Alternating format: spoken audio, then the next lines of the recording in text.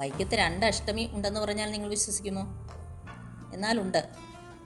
ഒന്ന്, എല്ലാവർക്കും അറിയാവുന്ന വൃശ്ചിക മാസത്തിലെ അഷ്ടമി. 2, വൈക്കത്തുകാരുടെ മാത്രം കുംഭാഷ്ടമി. അഷ്ടമി കൂടാൻ ദൂരദേശങ്ങളിൽ നിന്ന് വരുന്ന ബന്ധുജനങ്ങളെ സൽക്കരിക്കുന്ന തിരക്കിൽ വൈക്കംകാർക്ക് അഷ്ടമി ആസ്വദിക്കാൻ പലപ്പോഴും കഴിയാറില്ല. ഈ പരാതി മാറ്റാനാണ് ഭഗവാൻ കുംഭമാസത്തിലെ അഷ്ടമി നാൾ വൈകുന്നേരം തനിക്ക് പ്രിയപ്പെട്ടവരെ കാണുവാൻ എഴുന്നള്ളുന്നത്.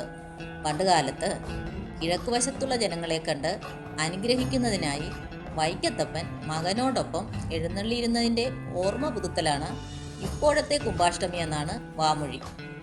അങ്ങനെ വരുന്ന അച്ഛനെയും മകനെയും നിറപറയും നിറദീപങ്ങളുമായി പ്രദേശവാസികൾ സ്വീകരിക്കും. ഭഗവാൻ കടന്നു വരുന്ന വഴികളിലെ പ്രകാശപൂരിതമായ വിളക്കുകളും ചന്ദനത്തിരിയുടെയും കർപ്പൂരത്തിൻ്റെയും മണവും എഴുന്നള്ളി നിൽക്കുന്ന ആനകളും മറ്റൊരനുഭൂതിയാണ്. ഇരുവരും ആഘോഷപൂർവ്വമുള്ള വരവേൽപ്പേറ്റുവാങ്ങി പുലർച്ചയോടെ തിരിച്ചെത്തും. തുടർന്ന് ക്ഷേത്രത്തിന് പ്രദക്ഷിണം വയ്ക്കും. തിരികെ ഉദയനാപുരത്തേക്ക് മടങ്ങുന്ന തൻ്റെ മകനെ നിറ കണ്ണുകളോടെ അച്ഛൻ യാത്രയാക്കും. ഈ കാഴ്ചയ്ക്ക് സാക്ഷ്യം വഹിക്കുവാൻ വൈക്കം മുഴുവനും അന്നവിടെ സന്നിഹിതരായിരിക്കും. ശേഷം അടുത്ത വർഷത്തേക്കുള്ള കാത്തിരിപ്പ്.